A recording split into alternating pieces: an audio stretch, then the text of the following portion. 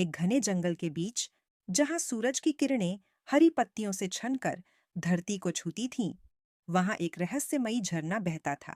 इस झरने की एक अनोखी बात थी, जो भी इसमें नहाता, उसकी आत्मा शुद्ध और मन निर्मल हो जाता।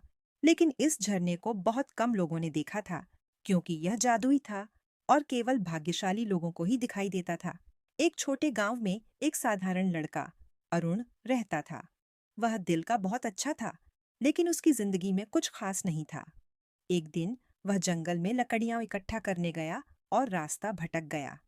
चलते चलते वह एक चमकती रोशनी के पास पहुंचा और देखा कि सामने झरने में एक सुंदर परी नहा रही थी।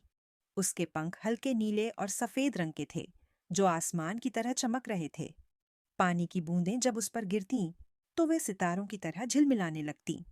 अरुण यह देखकर चौंक गया, लेकिन उसने चुपचाप पेड़ों के पीछे छिपकर देखा। तभी परी ने उसे देख लिया और मुस्कुराते हुए बोली, तुम यहाँ कैसे पहुंचे?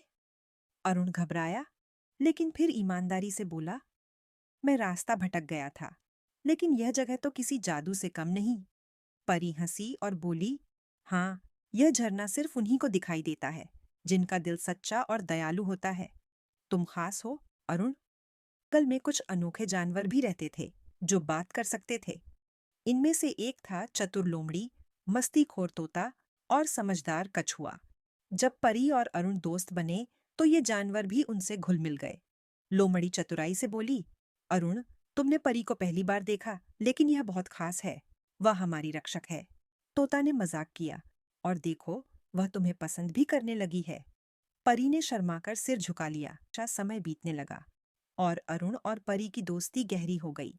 धीरे धीरे वे एक दूसरे को पसंद करने लगे, लेकिन परी को वापस अपने लोग जाना था। एक दिन एक दुष्ट जादूगर को इस जादुई झरने और परी की शक्ति के बारे में पता चला। उसने परी को पकड़ने की योजना बनाई। जब परी झरने के पास थी, तो जादूगर ने उस पर हमला कर दिया। अरुण और उसके जानवर दोस्तों ने परी को बचाने की योजना बनाई, लेकिन अब उसे वापस जाना था। जाते जाते वह अरुण की आंखों में देखती रही और धीरे से बोली, अगर तुम्हारा प्रेम सच्चा है, तो हम फिर मिलेंगे। अरुण ने वादा किया कि वह हमेशा झरने के पास इंतजार करेगा। वर्षों बाद जब वह फिर से वहां गया, तो उसने झरने के पानी में परी का प्रतिबिंब देखा, मुस्कुराते हुए। और फिर एक नया जादू शुरू हुआ।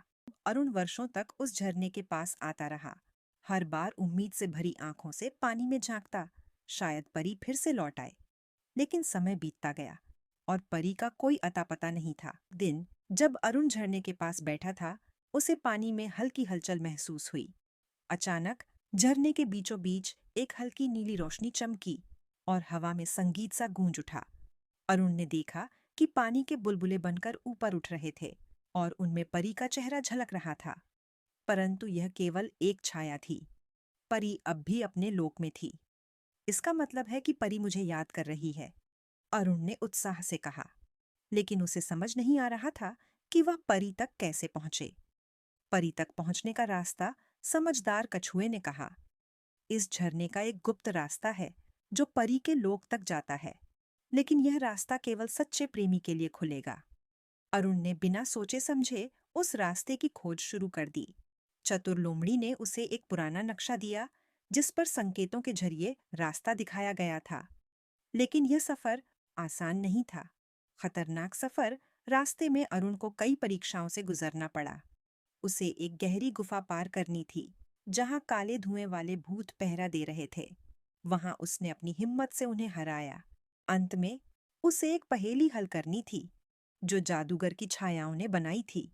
यह पहेली थी, जैसे ही उसने उत्तर दिया, गुप्त द्वार खुल गया। परी का लोक और पुनर्मिलन। अरुण ने देखा कि वह अब एक सुंदर स्वर्ग जैसे स्थान में था, जहां आसमान में चमकीले बादल थे। तभी अचानक परी उसके सामने आ गई। उसकी आंखों में आंसू थे।